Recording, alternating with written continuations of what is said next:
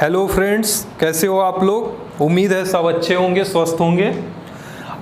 मैंने पहले पढ़ाया था, इसके पहले जो है ह्यूमन रिप्रोडक्शन शुरू किया तो उसमें मेल रिप्रोडक्टिव सिस्टम पढ़ाया था, फिर फीमेल रिप्रोडक्टिव सिस्टम पढ़ाया था, उसके बाद मैमेरी ग्लैंड पर आया था। तो मेल रिप्रोडक्टिव सिस्टम मैंने मेल के मानव के जो प्रजनन तंत्र हैं उनके सारे स्ट्रक्चर बताए थे, कौन स्ट्रक्चर क्या करता है, कैसे उस काम करता है, वो सब पहली क्लास में मैंने बताया। जिसको देखना हो फ्रेंड, आप हमारे चैनल पे जाइए, biology study by doctor JK। Channel को लाइक करिए, सब्सक्राइब करिए फ्रेंड। कोई समझ में ना आए तो कमेंट करिए। मैंने उसमें बताया था, टेस्टिस का पूरा डायग्राम बना के बताया था। जैसे स्क्रोटम है, स्क्रोटम के अंदर टेस्टिस पाई जाती है और टेस्टिस के अंदर टेस्टिकुलर लोब्यूल्स 200 से 250 टेस्टिकुलर लोब्यूल्स पाए जाते हैं ईच टेस्टिस में, और सारे टेस्टिकुलर लोब्यूल्स में 2 से 3 सेमनीफेरस ट्यूब्यूल्स पाई जाती हैं। यही सेमनीफेरस ट्यूब्यूल्स के जो है स्पर्म बनाने में, मेल गैमीट बनाने में मदद करती है। ठीक है, तो आज हम गैमीटोजेनेसिस शुरू कर रहे हैं फ्रेंड। गैमीटोजेनेसिस मतलब फॉर्मेशन ऑफ गैमीट। मेल के केस में अगर गैमीटोजेनेसिस को, फॉर्मेशन ऑफ गैमीट को स्पर्मेटोजेनेसिस कहते हैं, मतलब फॉर्मेशन ऑफ स्पर्म, स्पर्म बनाने के प्रोसेस को स्पर्मेटोजेनेसिस।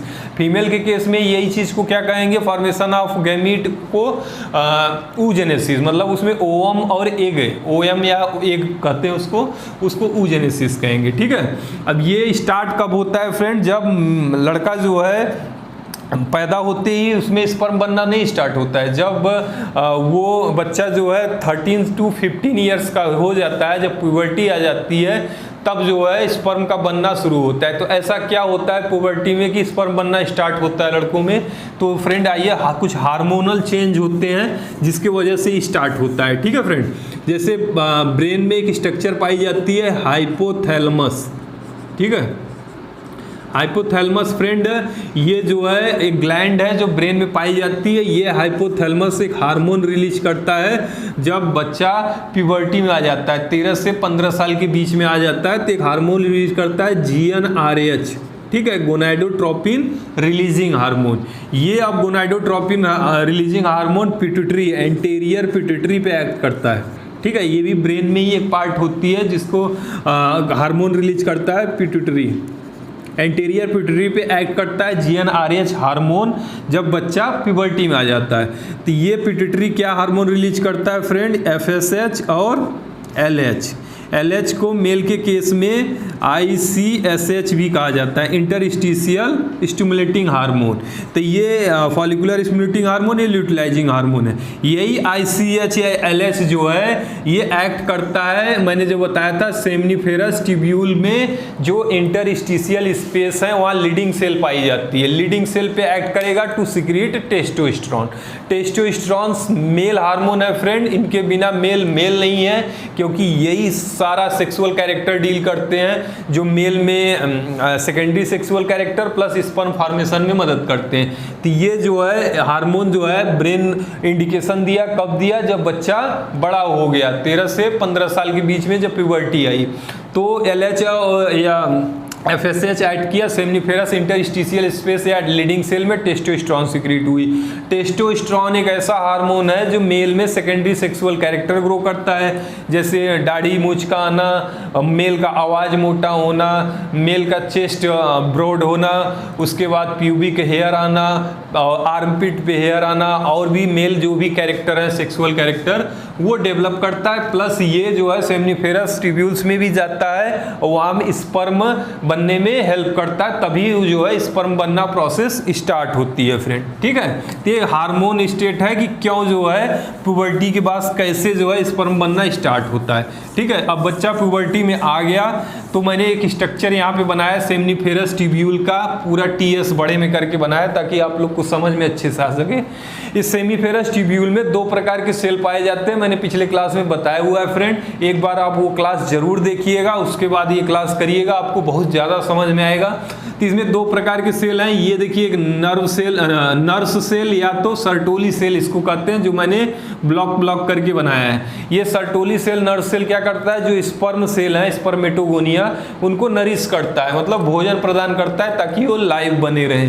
ठीक है, इनका काम है भोजन प्रदान करना। और ये जो सेल बनाए हैं मैंने बीच बीच में, ये है आपका जर्म सेल या स्टेम सेल या स्पर्मेटोगोनियम। ठीक है, स्पर्मेटोगोनियम, इसी से स्पर्म बनना है। ये डिप्लॉयड नंबर होते हैं, तो स्पर्म बनने के लिए प्यूबर्टी के बाद यही स्पर्मेटोगोनियम में टेस्टोस्टेरोन के प्रेजेंस में अब इनमें होगी प्रोसेस माइटोसिस। ठीक है, माइटोसिस मतलब फ्रेंड एक सेल से दो सेल होना, दो सेल से चार सेल होना, मतलब मल्टीप्लाई करते जाएंगे।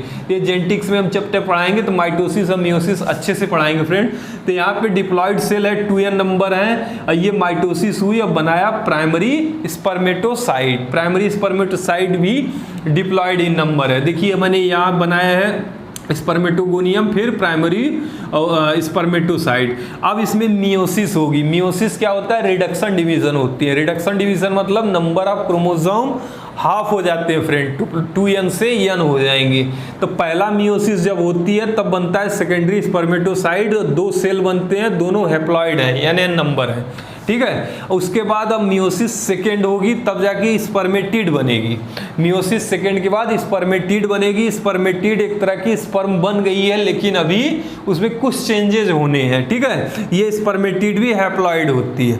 उसके बाद स्पर्मेटिड में कुछ चेंजेज होती है, किस प्रोसेस से, स्पर्मियोजेनेसिस द्वारा। ठीक है फ्रेंड, स्पर्मियोजेनेसिस द्वारा अब जो बनेगा उसको कहेंगे स्पर्मेटोजोआ या स्पर्म। ठीक है, दो तीन टर्म है फ्रेंड जो बहुत कंफ्यूज करते हैं, बस इतनी प्रोसेस है स्पर्म बनाने की। बाकी पहले क्लास में मैंने स्ट्रक्चर बता दिया है, कैसे टेस्टिस और सेमिनिफेरस ट्यूब्यूल कैसे हार्मोन इफेक्ट करता है, क्या करता है। एक टर्म आता है फ्रेंड, देखिए स्पर्मेटोजेनेसिस। ठीक है, स्पर्मेटोजेनेसिस, और एक आता है स्पर्मियोजेनेसिस, जेनेसिस। एक आता है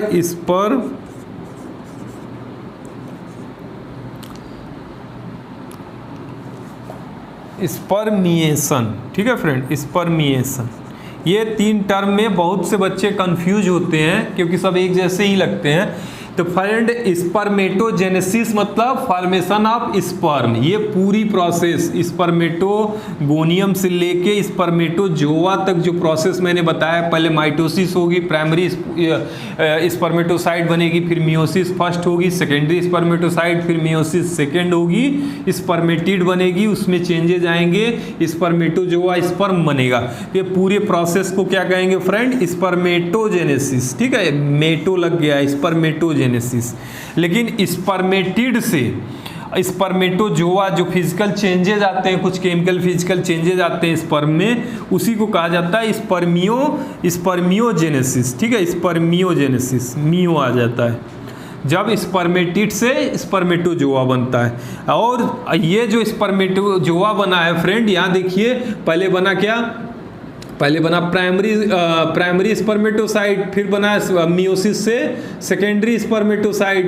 तो ये स्पर्मेटिड बनाई। ये स्पर्मेटिड क्या है, अभी स्पर्मेटोजोआ बन के सर्टोली सेल के साइटोप्लाज्म में चिपकी हुई है, क्योंकि वहीं से इनको भोजन लेना है, न्यूट्रिएंट लेना है। लेकिन इनको ल्यूमेन में आना पड़ेगा, तभी तो ये वास डिफरेंसिया, वास एपिडिडमाइमिस और वास डिफरेंसिया द्वारा डक्ट द्वारा पेनिस के थ्रू बाहर आएंगे। ठीक है, वो मैंने पिछले क्लास में बताया स्पर्म की कैसे कैसे जो है स्पर्म डक्ट के थ्रू जाता है।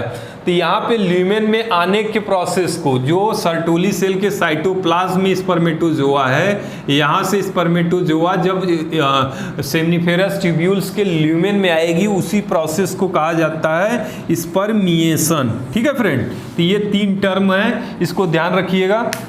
अब आते हैं फ्रेंड, ये चीज़ जान गए आप। अब इसके बाद स्पर्म जब ल्यूमेन में आ गया सेमिनिफेरस के, तो जैसे ही कॉर्डशिप हो या पेनिस का इरेक्शन के बाद जो विड्रॉल होती है, कैसे इजैकुलेशन होता है, तो उस समय जो है कैसे कैसे स्पर्म जो है बाहर निकलता है। तो यहाँ ल्यूमेन में है, देखिए सेमिनिफेरस के ल्यूमेन में स्पर्म बन गया इस प्रोसेस द्वारा। अब ये स्पर्म जो है किधर जाएगा, टेस्टिस से जाएगा रेटी टेस्टिस में, ठीक है। रेटी टेस्टिस के बाद किधर जाएगा फ्रेंड, वास इफ्रेंसिया में, वास इफ्रेंसिया मैंने एसेसरी डक्ट पढ़ाया है और एसेसरी ग्लैंड पढ़ाया है। वास इफ्रेंसिया में से कहाँ जाएगा फ्रेंड स्पर्म, वास इफ्रेंसिया से जाएगा इपीडिडाइमिस में, इपीडिडाइमिस, ठीक है। इपीडिडाइमिस में स्पर्म का मैच्योरेशन और स्टोरेज होता है, ठीक है।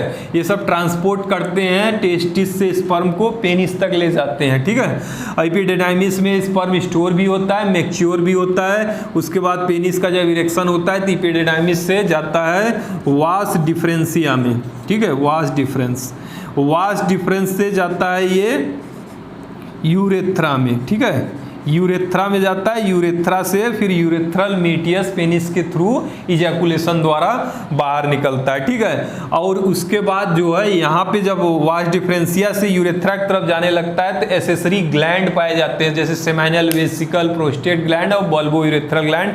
ये भी अपना सिक्रीशन स्पर्म में डालते हैं, तो उसको क्या बोला जाता है, सीमेन बोला जाता है फ्रेंड। तो सीमेन में केवल स्पर्म नहीं होता है, उसके साथ और भी सिक्रीशन होती हैं और उसमें स्पर्म सिर्फ 10% होता है, ठीक है फ्रेंड। तो सीमेन हम पढ़ते हैं, सीमेन जो है किसको कहेंगे, सीमेन जो है स्पर्म प्लस एसेसरी ग्लैंड के सिक्रीशन, एसेसरी ग्लैंड के सिक्रीशन को मिला के सीमेन बोला जाता है। एसेसरी ग्लैंड कौन कौन है, जो सीमेन आती है फ्रेंड उसमें 10% ही स्पर्म होता है, बाकी 90% एसेसरी ग्लैंड के सिक्रीशन होते हैं, जिसमें 60% नियर अबाउट सेमाइनल वेसिकल के सिक्रीशन होते हैं, ठीक है। सेमाइनल वेसिकल जो एसेसरी ग्लैंड है उसके सिक्रीशन होते हैं। सेमाइनल वेसिकल क्या सिक्रीट करता है सीमेन में, वो करता है फ्रुक्टोज,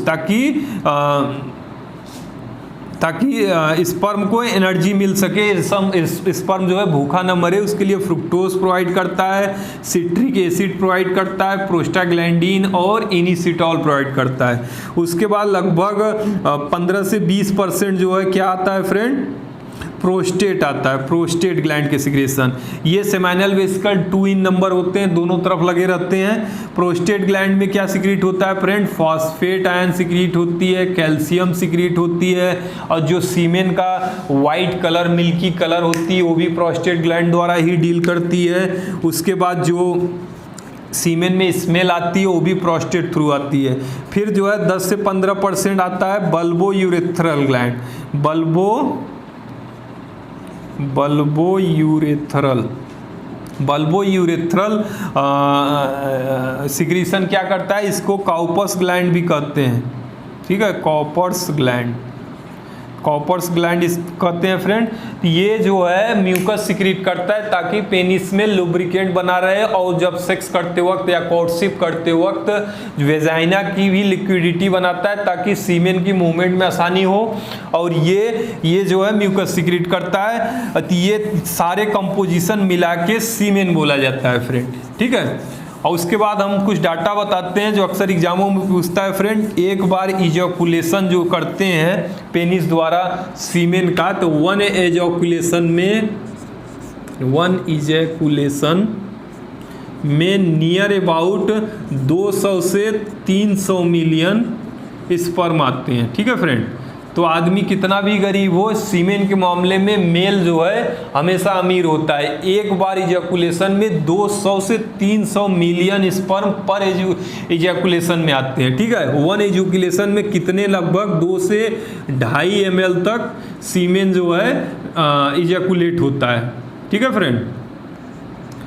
ये 200 से 300 मिलियन में अगर 60% से कम सीमेन मोटाइल या एक्टिव हैं तो वो मेल जो है फीमेल को प्रेग्नेंट नहीं कर पाता है। मिनिमम 60% लाइव और एक्टिव सीमेन चाहिए। ते भी कभी कभी पूछता है कि मतलब सीमेन कितना % एक्टिव होना चाहिए, तो 60% कम से कम होना चाहिए इसमें से, ठीक है फ्रेंड।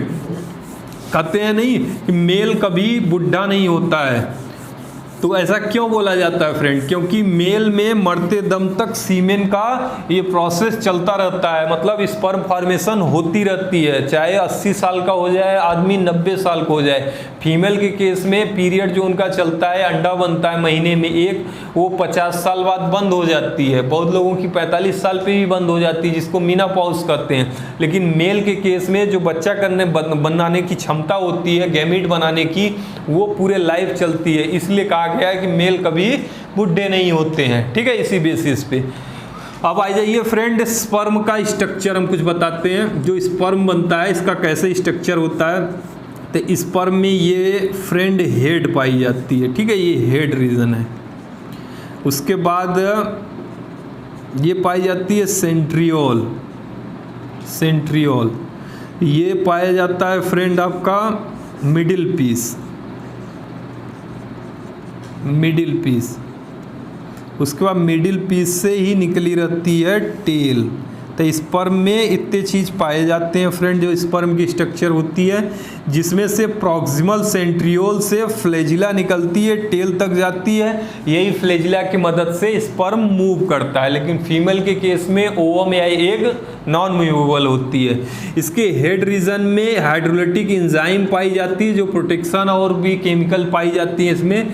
जो हाइड्रोलिटिक एंजाइम पाई जाती है इसको कहते हैं एक्रोसोम, और प्लस हेड में न्यूक्लियस पाई जाती है। और जो मिडिल पीस होती है फ्रेंड, ये एनर्जी प्रोवाइड करती है। इसमें ऐसे ही लगे रहते हैं माइटोकॉन्ड्रिया। ठीक है, माइटोकॉन्ड्रिया पाई जाती है मिडिल पीस में, जो एनर्जी प्रोवाइड करती है स्पर्म को। और सेंट्रियोल, डिजिटल सेंट्रियोल, ठीक है, किससे निकलती है फ्लैजिला? डिजिटल सेंट्रियोल से फ्लैजिला निकलती है, टेल तक जाती है, जो मूवमेंट में हेल्प करती है। ठीक है फ्रेंड, तो ये कुछ स्ट्रक्चर हैं, आप लोग को समझ में आ रहे होंगे फ्रेंड। कोई दिक्कत हो तो बताइए, हम आगे और बढ़ते हैं। सीमेन की क्वालिटीज़ हो गई, मैंने इसके पिछले क्लास में पूरा प्रोसेस बताया था। अगर थोड़ा स्पीड ज़्यादा हो तो भी कमेंट करिए, हम अगली क्लास से स्पीड कम कर देंगे फ्रेंड। और कोई चीज़ न समझ में आए तो कमेंट ज़रूर करिए। ये गैमीट बनाने की प्रोसेस मैं बता रहा था, कैसे गैमीट बनती है। तो बच्चा जब 13 साल का हो जाता है, 13 से 15 साल का, तो उसमें जो है हाइपोथैलेमस ब्रेन से एक सिग्नल आता है, GnRH सिक्रीट होती है, पिट्यूटरी में जाती है, पिट्यूटरी LHFS सिक्रीट करता है, वो जो है टेस्टिस में जाती है और लीडिंग सेल को स्टिमुलेट करती है टेस्टोस्टेरोन सिक्रीट करने के लिए। यही टेस्टोस्टेरोन पूरा खेला खेलता है फ्रेंड। ये मेल के सेकेंडरी सेक्सुअल कैरेक्टर बढ़ाता है, प्लस स्पर्म बनना शुरू हो जाता है। और कुछ इंटरेस्टिंग बात ये बताते हैं कि एक स्पर्म बनने में कितना समय लगता है फ्रेंड, तो लगभग 2 मंथ लगती है स्पर्म के पूरे फुल प्रोसेस होने में। लेकिन होता क्या है कि स्पर्म हमेशा से आफ्टर प्यूबर्टी, मतलब 13 से 14 साल के बाद हमेशा बनता ही रहता है। और जो बन जाता है स्पर्म, वो क्या करते हैं, इपिडिडाइमिस मैंने बताया ना, टेस्टिस के थ्रू रेटिटेस्टिस, वास इफ्रेंसिया और इपिडिडाइमिस में स्टोर रहता है। और स्पर्म हमेशा स्टोर नहीं रहता है फ्रेंड। जब एक्स्ट्रा स्पर्म हो जाता है तो कभी कभी अगर आप कोर्टशिप नहीं कर रहे हो, तो इजैकुलेट नहीं कर रहे हो, तो पेशाब के थ्रू भी थोड़ा बहुत स्पर्म जो है निकलता है। और उसके बाद जो स्पर्म स्टोर होती है वो इपिडिडाइमिस के टेल रीजन में स्टोर होती है, वहाँ स्पर्म मैच्योर होता है। स्पर्म की वायबिलिटी देखने के लिए कई टेस्ट किए जाते हैं फ्रेंड, ये सब आपकी बहुत ज़्यादा डिटेल में है। तो आज की क्लास में यहीं तक रखते हैं friend. Spermatogenesis, formation of sperm. कोई चीज़ ना समझ में आए फ्रेंड ज़रूर बताइए कमेंट करके, और हमारे चैनल को लाइक करिए। हमारा चैनल है biology study by doctor JK। Thank you to all of you.